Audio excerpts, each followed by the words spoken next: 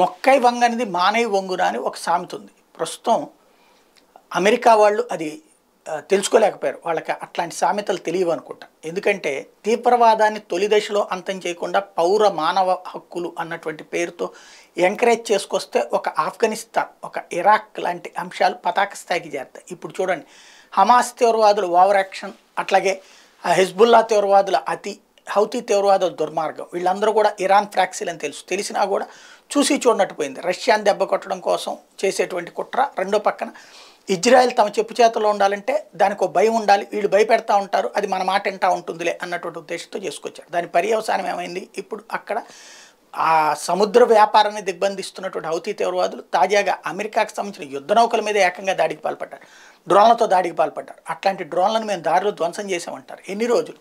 ఇప్పుడు మొన్ననే ఇరాక్లో ఏం జరుగుతుంది? అకస్మాత్తుగా అమెరికా సైనికులు చనిపోవట్లేదా?